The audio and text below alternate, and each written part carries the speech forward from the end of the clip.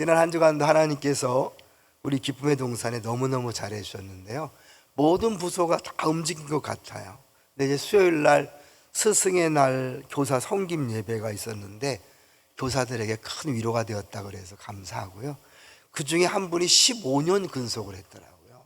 우리 교회 역사랑 거의 맞먹을 정도로 15년을 했는데 간증을 들어보니까 자기도 흔들릴 때가 있었는데 주변의 공동체 지체들이 붙잡아줘서 여기까지 왔고 지금은 다른 지체들이 흔들릴 때 붙잡아주는 역할을 한다. 그러면서 이 공동체의 중요성을 이야기하는데 공감이 되더라고요. 아주 수고하신 분들에게 감사를 드립니다. 두 번째는 양화진 탐방을 다녀와서 함께 간증을 나누는 시간을 매번 갖습니다. 저는 직접 예전에 갔다 왔고 이제 갔다 오신 분들하고 식사하고 나누는데요. 이번엔 특이한 것이 죄관철 선교사님 얘기를 하더라고요. 양화진 가서 선교사님들의 묘지를 보면서 죄관철 선교사님이 생각났다. 지난주 우리 박혜경 선교사님 오셔서 그런지 그 얘기를 하는 걸 보면서 우리 교회가 철이 났나 이런 생각이 들었어요. 철이 들었나. 이제 본격적으로 하나님께서 우리 교회를 통해서 일하시려고 하나 그런 생각 들었어요. 최근에 교회 모습을 보면 정말 요소에서의 일꾼들이 포진돼서 너무너무 일을 잘해요. 하나님이 우리 교회를 통해 하실 일이 너무 많은 것 같아요. 영화보도 소풍 잘 다녀오고 안수 집사의 단합대회 때 또 아주 행복한 시간을 가졌고 중등부, 고등부 또 권사의 다양한 모습으로 사역하는 모습을 보면서 감사했습니다. 수고하셨습니다. 이제 세 번째는 조금 감사와 더불어 약간 어려운 얘기를 하려고 그래요. 주차장 문제인데요. 주차장이 없을 때는 시끄럽지 않다가 주차장이 생기니까 시끄러운 민원이 생기는 거예요. 그죠? 근데 어느 교회나 주차장이 크든 작든 주차장이 있는 교회는 문제가 있답니다. 사람의 죄성 때문에. 우리가 주차장이 생겨서 너무 좋아했는데 너무 911동 12동을 사랑하다 보니까 주민들이 사랑을 견디지 못해서 막 민원을 내잖아요. 그래서 우리가 그거를 막았어요. 그랬더니 지난주에 또 도로에다 다 세우셨대. 3부는 괜찮아. 2부에 세우신 분이 계속 세워놓으니까 3부 때 세 가족이 왔다가 처음 본 사람 어떡합니까? 그랬더니 저 돌아가시라 그랬더니 딴 데로 가시더래요. 그 얘기를 듣고 마음이 아팠어요. 그러니까 우리가 섬기는 교회잖아요. 섬기면 나의 기쁨이니까 조금 먼 곳에 세워주세요. 알겠죠? 일부러 건강하려고 막 헬스 끊고 막 열심히 공원은 걷는데 그 주차 조금 멀리 하고 오는 걸 이상하게 우리 교회뿐만 아니라 다 그렇대요. 교회마다 그 광고를 하는 걸 들어봤어요. 우리 섬기는 교회입니다. 주차장 주신 걸 감사하고요. 이왕이면 주민들 피해 안 주는 아름다운 교회가 됐으면 좋겠어요. 그동안 잘해주신 분들 감사하고요. 조금 참 내가 그 생각 못했다.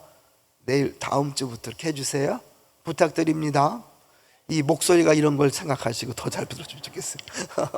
이제 제목을 같이 볼까요? 제목을 보겠습니다. 무엇을 더 중요하게 여기십니까? 사람들이 평생을 선택하며 살아간다잖아요. 그래서 B와 D 사이의 C가 인생이다. B, 벌스, 탄생과 D, 죽음 사이에 이제 C, 초이스, 선택이 있다는 거죠. 그만큼 인간은 끊임없이 선택하며 살아가는데 선택의 기준은 뭡니까? 내가 뭘 더 중요하게 생각하는가가 선택의 기준입니다. 신앙생활도 뭐 육신이 약해서가 아니라 사실 하나님보다 다른 것이 더 중요하기 때문에 예배에 빠지고 신앙생활이 소홀히 할 수밖에 없는 거죠. 이제 이 중요성에 대해서 가장 중요한 것은 뭔가를 먼저 보고요. 그 다음에 이제 상대적인 중요성을 보려고 그래요. 쥐 얘기 한번 해볼까요? 쥐를 가지고 검사하는 거 많이 들어보셨을 거예요. 이 생쥐의 정신건강 상태를 추론하기 위해서 생을 포기하고 수영을 멈출 때까지 시간을 측정한대요. 그걸 강제 수영 검사라고 하는데 놀라운 것은 그냥 그 다음에 보여주는 실험에서 물을 채운 수조에 빛을 차단하고 쥐를 넣었더니 3분 만에 그냥 물에 빠져 죽었다는 거죠. 그런데 똑같은 환경이지만 가는 빗줄기를 비춰줬더니 36시간을 생존했대요. 무려 700배를 버틴 거죠. 그 빛은 뭘까요? 희망이라는 거죠. 캄캄한 어둠 속에서 한번 읽어주세요. 캄캄한 어둠 속에서 한 줄기 희망을 볼 수 있다면 그렇듯 끈질기게 버틸 수 있습니다. 사람은 최대 40일간 음식 없이 살 수 있다고 합니다. 물 없이는 4일을 버티고 공기가 없으면 최대 4분간 버틸 수 있습니다. 그러나 희망이 없으면 얼마나 살 수 있을까요? 죽을 수밖에 없습니다. 우리 주변에 자살하는 사람들을 보면 더 이상 희망이 없다. 그래서 죽잖아요. 우리가 그들이 희망이 없다고 말하기 전에 희망 있는 모습을 보여주면 좋겠는데요. 우리가 이제 희망이 가장 중요한 건데, 때때로 삶 속에서 작은 일들, 수많은 일들을 결정할 때는 가장 중요한 것이 아니라 어느 것이 더 중요한가, 이런 거를 가지고 선택하잖아요. 느헤미야가 좋은 선택이란 무엇인가를 보여주고 있고요, 그 선택을 어떻게 할 수 있는가를 보여주는 거예요.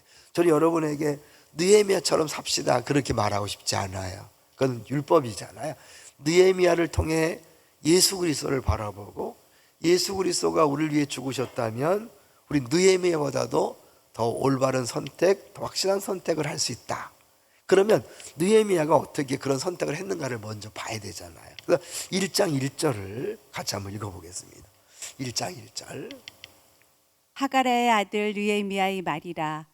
아닥사스다 왕 제20년 기슬르월에 내가 수산궁에 있는데.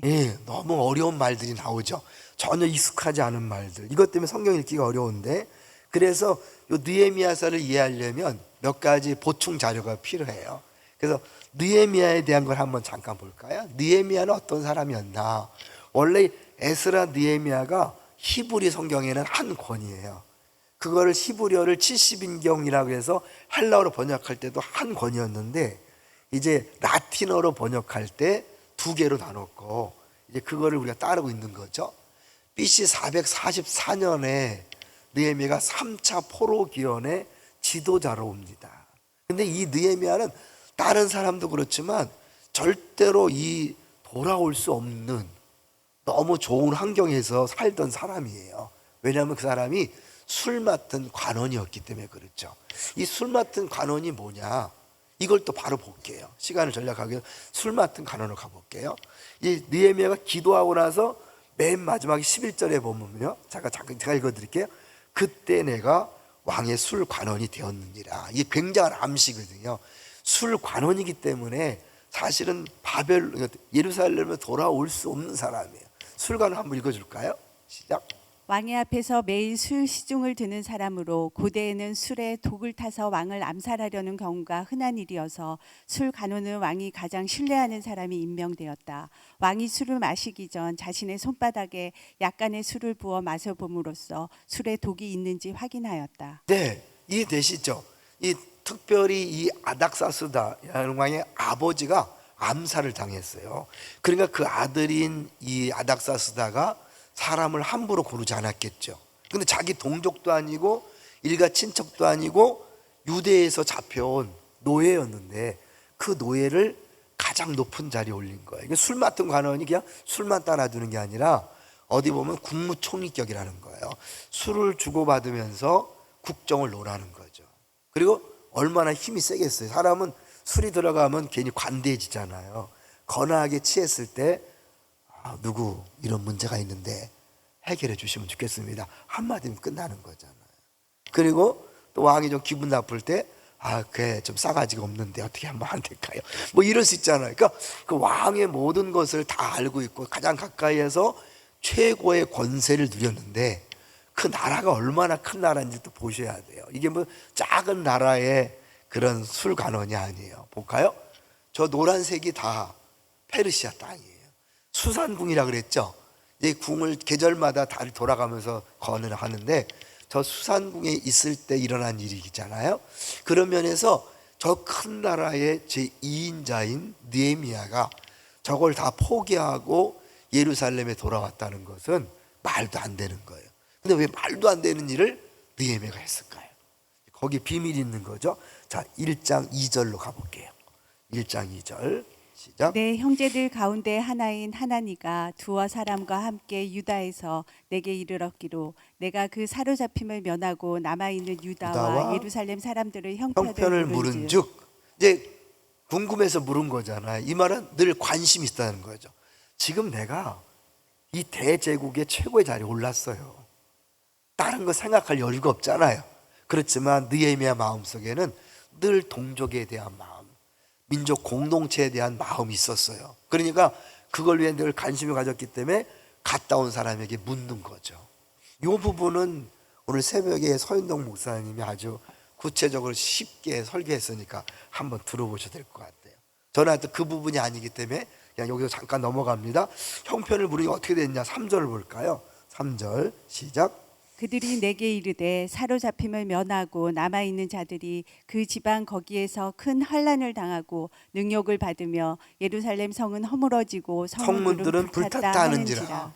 구약 성경에 보면 성이 허물어지고 성문이 불탔다는 것은 완전히 다 박살났다는 거예요. 그러니까 사람들의 조롱거리가 되는 거죠. 그 말을 듣고 너무 마음이 아픈 거예요. 지금 내가 최고의 자리에 올랐지만 가족 공동체에 대한 소식을 듣고 너무 마음이 아파서 4절을 같이 볼까요? 4절 시작. 내가 이 말을 듣고 앉아서 울고 수일 동안 슬퍼하며 하늘의 하나님 앞에 금식하며 기도하여. 네, 앉아서 우는데 며칠 동안이요? 하나님 앞에 금식하며 기도하는데 이 수일 동안이라는 거죠. 언제인지 며칠인지 모르지만 너무나 고통스럽고 아프기 때문에 하는 거예요. 사람은요, 자기가 힘들고 어려우면 약한 사람들 생각하잖아요. 근데 부유해지면 잘 생각 안 해요. 부자 된 사람들이 가난한 질과 친척 돌보든가요? 잘 안 돌봐요. 오히려 가난하고 힘든 사람이 어려운 사람들을 더 생각하잖아요. 동의하시죠? 이 최고의 자리에 오르는 동안 얼마나 힘들었겠어요. 이 이방인이 그 제국의 높은 자리에 올라갈 때 수없는 많은 견제와 비방과 시기 질투 속에 신뢰를 얻고 정말 목숨 걸고 올라갔을 거 아니에요. 근데 여기에는 특별한 비밀이 있어요. 올라갈 수 있었던 이유는 뭘까? 네, 그래서 아닥사스다 왕을 족보상으로 한번 볼게요. 한번 와서 복보를 보여주세요. 아닥사스다 왕은 아하스로 왕의 셋째 아들인데, 아하스로 왕이면 상나는 사람이 있어요? 죽으면 죽으리라 에스더가 그 아하스로의 두 번째 왕비가 됐잖아요. 첫째 왕비는 누굴 무슨 장난감인 줄 알아? 안 나갔다가 폐위당하고 둘째 왕비로 에스더가 됐잖아요. 그리고 그 아하스로의 아들이니까 이 에스더와 모르드게의 이야기를 잘 알았을 거예요. 그리고 영향을 받았을 거예요. 어떤 학자는 이 아닥사스다가 에스더의 아들일 수도 있다. 아니면 첫 번째 폐위된 첫 번째 왕후의 아들일 수 있다. 근데 정확하진 않으니까 어쨌든 누구의 아들이든 간에 분명히 에스더와 모르드게가 당시의 궁정에서 어마어마한 역할을 했기 때문에 영향을 받았을 것이다라는 거죠. 그러니까 아닥사스다는 사실은 자기의 술관원을 맡을 사람을 할 때도 굉장히 조심했지만 에스더와 모르드게의 역할 때문에 오히려 더 될 수 있었던 이유가 있는 거죠. 그리고 더 중요한 건 뭐냐면 그 전에 이 느헤미야 전에 에스라가 성벽 건축하려고 애를 썼어요. 그런데 누가 거절했냐면 이 아닥사스다 왕이 거절한 거예요. 옛날에는 왕이 한번 도장을 찍어서 명령을 내리면 사실은 변기할 수 없는 거예요. 다니엘에서 많이 봤잖아요. 근데 본인이 안 돼 라고 했는데 그 왕에게 저 성벽 재건 좀 해주세요. 그러다가 이제 잠깐 잘리는 거예요. 그 일생 동안 간신히 올라온 그 자리를 잘릴 수도 있고 죽을 수도 있는 그 위험을 무릅쓰고 그렇게 할 수 있었던 이유는 뭘까? 뭐 같아요? 먼저 우리 1차부터 3차 포로도 3차에 걸쳐 됐는데 귀환도 3차에 됐어요. 보세요. 이제 포로도 605년, 597년, 586년에 됐죠. 점 줄어드는 건 비포 크라이스트니까 예수님 전에 그거잖아요. 이제 그 다음에 귀환도 537, 458, 444, 444 아주 딱 맞자로 떨어지게 3차에 됐는데 그 전에 수르바벨과 함께 에스라와 함께 했지만 안 되던 일을 3차 때 느헤미야가 하게 된 것 우연일까요? 하나님의 계획일까요? 오늘 설교 핵심은 하나님의 계획이라는 것. 올라갈 수 없는 자리에 올라간 것, 그게 노력도 있지만 하나님이 그를 쓰시기 위해서 그 자리에 올려놓으신 줄로 믿습니다. 네? 왜냐하면 이 왕의 마음을 바꿀 수 있는 사람은 딱 하나예요. 그 술 맡은 관원이 왕의 기분이 좋을 때 친밀함 가지고 한번 슬쩍 얘기했을 때 좋은 결과가 올 수 있잖아요. 딴 사람은 안 돼. 불가능해요. 그러니까 하나님이 이 술 맡은 관원을 하도록 그렇게 하신 거죠. 좀 이따가 이제 그걸 확증하는 내용을 볼 텐데요. 자, 그런데 이 아닥사스다에게 그렇게 말하기 전에 느헤미야는 무려 4개월 동안을 준비하며 기다립니다. 여기 이제 1장 1절에 20년 무슨 르월이라고 그랬어요? 기슬르월이죠. 그리고 2장 1절에 보시면 이제 드디어 왕이 물어봐요. 먼저 물어봐요. 그게 20년 이산월이에요. 좀 어렵죠. 근데 4개월 차이가 나는 거예요. 그러니까 4개월 뒤에 왕 앞에서 이제 포도주를 이렇게 섬기는데 얼굴에 수심이 있는 거예요. 근데요, 왕 앞에서 얼굴이 근심을 띠거나 인상을 쓰고 있으면 죽는 거예요. 그러니까 이 한 번도 느헤미야가 얼굴을 어둡게 하지 않았는데 이때 얼굴을 어둡게 한 거예요. 자기도 모르게. 너 얼굴이 왜 어둡냐? 놀란 거예요. 이거 큰일 났다. 그래 사실은 아닙니다. 근데 너무 근심 있지. 워낙 가까우니까 그런 거죠. 근데 저는요, 개인적으로 이 말씀을 묵상하다가 제가 회개했어요. 저는 예배 시간에 성도들의 표정이 너무 어두운 게 싫었어요. 하나님 앞에 예배하면서 왜 성질을 내냔 말이에요. 여러분, 부모 잔치 자리에 자녀들이 성질을 빡빡 내고 있으면 사람들이 뭐라고요? 아유, 콩가루 집안이네. 그럴 거 아니에요? 우리 예배 시간에 막 밝게 웃고 찬양해야, 야, 도대체 하나님 뭔데 저런가? 이래 되는데 막 예배하는 잔치 자리에서 인상을 빡빡 쓰고 이러고 있으면 너무 답답해요. 근데 보니까 그런 이유가 있는 거야. 여러분이 그런 이유가 있는 건지 알겠어요.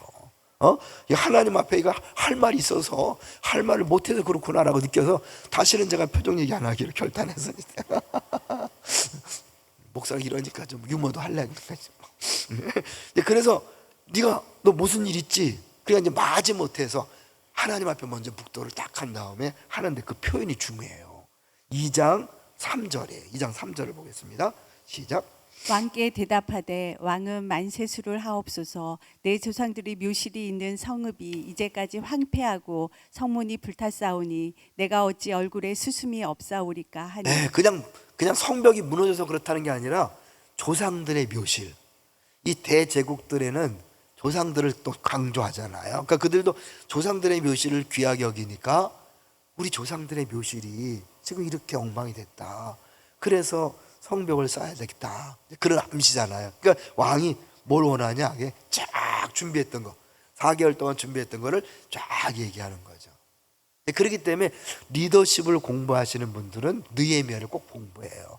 리더십의 3모델이라고. 왜냐하면 그 어려운 환경에서 무려 52일 만에 반대와 공격과 수많은 위협 속에서 건축을 완공했거든요. 그렇기 때문에 굉장한 리더인데, 오늘 저는 리더십이 아니라 느헤미야가 이렇게 어려운 결단을 하고 왕 앞에 잘못하면 죽을 수 있고 잘릴 수도 있는데 어떻게 이렇게 할 수 있었을까?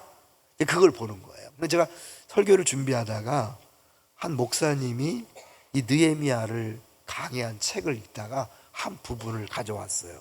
7번을 보여주실래요? 7번 같이 한번 읽어보겠습니다. 시작.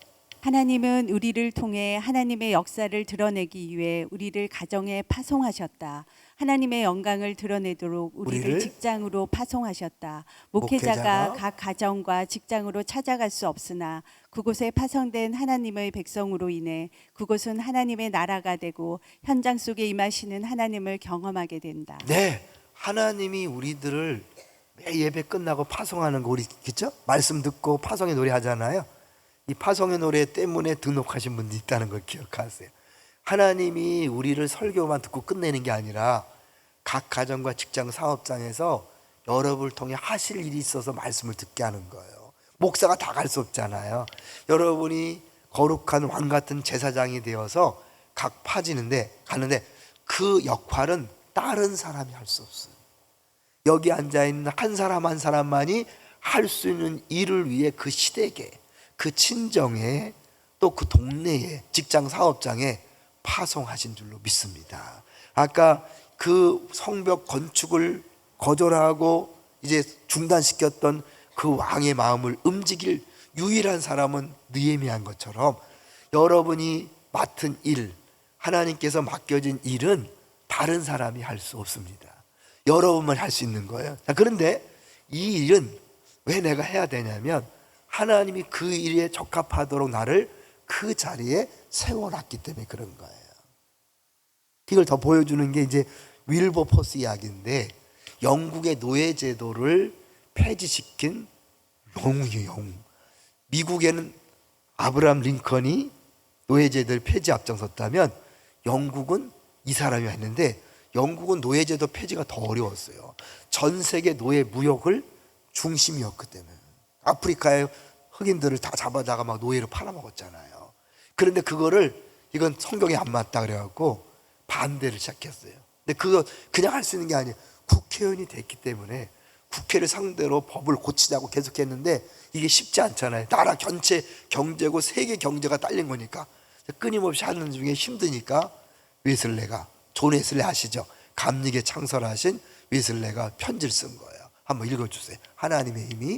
하나님의 힘이 당신을 키우지 않았다면 당신은 종교와 연구, 더 나아가 인간 본성의 적인 혐오스러운 그 적에 맞서 영광스러운 투쟁을 시작하지 못했을 것입니다. 잠깐 멈출게요.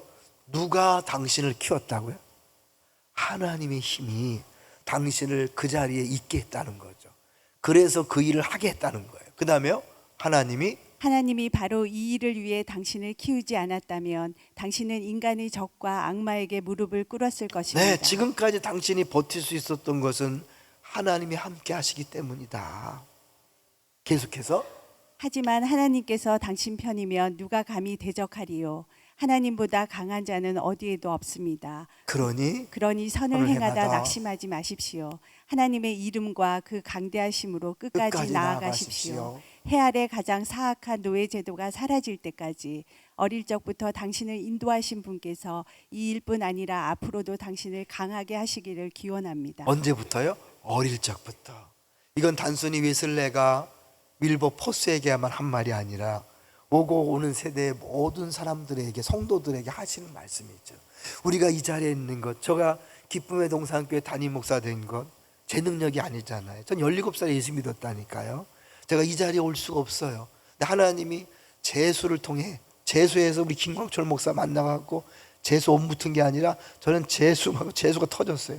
그래서 여기까지 온 거거든요. 근데 이게 주님이 하신 일이죠. 그러니까 하나님이 저를 이곳에 세웠다는 것은 저를 통해 하실 일이 있는 거예요. 여러분에게 교회 직분을 주시거나 회사를 맡기거나 직장을 맡기거나 동네에서 하다못해 무슨 뭐 골프 클럽의 회장이든 배드민턴 클럽의 회장이든 그게 다 우연이 아닌 거예요.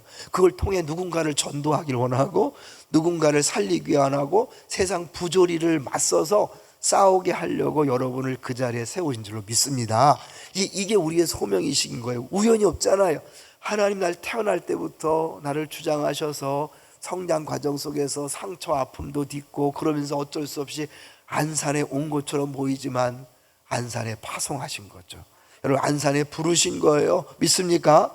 안산을 떠나야지 하지 마세요. 지금 너무 좋아, 살기 좋은 동네 가서 떠나려고 그래. 안산에 온 것도 하고 기쁨의 동산교회 온 것도 우연이 아닌 거예요. 이 말씀을 듣는 것도 우연이 아닌 거예요. 이미 여러분 중에는 세상 부조리와 악함 속에서 반대하다가 직장에서 어려움을 당하고 한직으로 이렇게 한직으로 밀려난 사람들이 있을 거예요. 우리 교인들이 있어요. 바른 소리 했다가 그럴 수 있거든요. 근데 교회 안에서도 사실은 대개 착하잖아요. 착하니까 사람들이 말을 안 해. 악한 짓을 해도 근데 해야 돼요. 누가 잘못하면 옆에서 동료가 말을 해줘야 되는 거예요. 안 하면 그건 범죄예요. 그 얘기를 하는 거예요. 하나님이 나를 이 자리에 세웠다는 것은 이 자리에서 내가 할 수 있는 역할이 있는 거예요. 직장과 사업장이 위험해질지라도 그걸 내가 했을 때 직장이 사는 거죠. 공동체가 사는 거죠. 사업장이 사는 것이고 동네가 사는 거예요. 하나님이 우리를 부르셨을 때는 나 개인의 행복만을 위해 부른 게 아닙니다. 처음에 말씀드린 것처럼 느헤미야처럼 살자가 아니에요. 느헤미야는 누굴 가리킨다 그랬어요?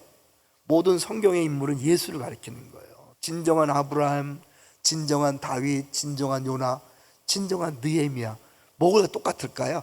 느헤미야가 그 술 맡은 관원의 어마어마한 지위와 힘을 다 포기하고 민족을 위해서 목숨을 걸고 에스더처럼 죽으면 죽으리다라고 왕에게 이야기한 것처럼 예수님은 하늘 보좌와 모든 것을 다 포기하고 우리를 구원하기 위해서 이 땅에 오셨잖아요. 그러니까 느헤미야는 예수님을 대표한단 말이에요. 자, 그러면 느헤미야가 순종하는 게 쉬웠을까요? 우리가 순종하는 게 쉬울까요? 느헤미야는 대단한 사람이니까 쉽지 않아서 아니야. 느헤미야는 예수님 오시기 전에 일을 한 거예요. 물론 에스더가 좋은 모델이 됐겠죠, 그죠? 죽으면 죽으리다. 그러나 그들 아직 예수님 오기 전에 우리는 어떻게? 예수님이 오셔서 나를 위해 죽으셨어요. 믿습니까? 나를 위해 죽으셨다는 건 이제 내가 아니고 내 안에 그리스도가 사는 것이고 나를 값으로 산기 때문에 내 인생을 사는 것이 아니라 주를 위해 사는 인생이라고 우리가 믿잖아요. 고백하시나요? 그렇기 때문에 나를 위해 사는 게 아니에요. 하나님이 나를 잘 되게 하셨고 높아지게 하셨고 많이 배우게 하셨고 힘을 갖게 하시고 돈을 갖게 하신 것은 결정적인 순간에 그거를 네가 포기할 수 있어. 포기하면서까지 다른 사람을 살려내길 바래라고 우리에게 그걸 준 거죠. 근데 그렇게 했을 때 여러분 하나님이 우리를 그냥 손해보게 하지 않아요. 더 좋은 길로 더 귀한 길로 인도하셔요. 이 윌버포스가요 이렇게 애를 썼는데 사실은 그가 죽기 직전에 노예제도가 폐지됐어요. 이 웨슬레는 이렇게 편지를 쓰고 4년 후에 죽었어요. 그리고 1807년에 1791년에 이 편지를 쓰고 4년 뒤에 웨슬레 죽었는데 그 다음에도 한참 걸려서 1807년에 뭐가 냐 노예 무역제도가 노예 무역할 수 없다. 다 금지. 이게 처음 통과됐고 그러나 노예제도는 여전히 있었어요. 더 이상 사고 팔 수는 없지만 안에서 노예제도는 여전히 있었는데 그게 1833년에 끝났는데 이 윌버포스가 죽기 3일 전에 국회에서 통과되는 것을 집에서 보고 죽었어요. 일생에 걸친 싸움이었어요. 그럼 뭐 인생이 그것만 하다 싸우면 뭔가. 근데 그 묘비에 이렇게 써놨다 그래요. 모든 면에서 대중의 편에 선 훌륭한 인물이자 박애를 위해 모든 노력을 기울인 리더다. 동포의 육체적 영적 필요를 충족시킨 인물이며 하나님의 축복하심으로 영국에서 노예 무역이라는 죄악을 쫓아버린 업적. 대영 제국, 해가 지지 않는 대영 제국의 모든 식민지에서 노예제도 폐지의 길을 닦은 업적. 그의 이름은 이런 업적으로 칭송받으리라. 이 땅에 잘 먹고 잘 살다가 그냥 찌찌하는 인생이 있는가 하면 살려면 저렇게 살아야지. 근데 우리는 그걸 끝나는 게 아니잖아요. 영원한 세계가 남아있잖아요. 할렐루야. 그렇기 때문에 우리는 기꺼이 예수님 때문에 우리의 불이익, 손해, 왕따를 감수하면서 다른 사람의 유익을 위해 공동체의 유익을 위해 결단할 수 있는 겁니다. 이미 그렇게 하기 위해서 가정의 평화를 위해서 상속을 포기하거나 싸움을 중단하신 분들도 있을 거예요. 잘하셨어요. 잘 버티고 견디셨어요. 직장에서 왕따 당하고 진급 못하고 사업에 손해를 보시는 분들도 있을 거예요. 잘 버티셨어요. 잘 감당하셨어요. 끝까지 승리하십시오. 또 앞으로 여러분 안에서 시댁에서 분쟁이 날 때 분명히 틀렸는데 틀렸다 말하지 않고 침묵하지 말고 말하세요. 내가 말해서 온 일가 친척에게 왕따를 당하더라도 내가 말함으로 누군가를 살릴 수 있다면, 누군가 눈물을 흘리지 않을 수 있다면, 어둠이 사라질 수 있다면 기꺼이 그 일 하도록 여러분을 부르신 줄로 믿습니다. 그 하나님이 우리에게 허락하신 것 절대 손해보는 길이 아님을 기억하시고 기쁨으로 감당하시기를 주의 이름으로 축원합니다.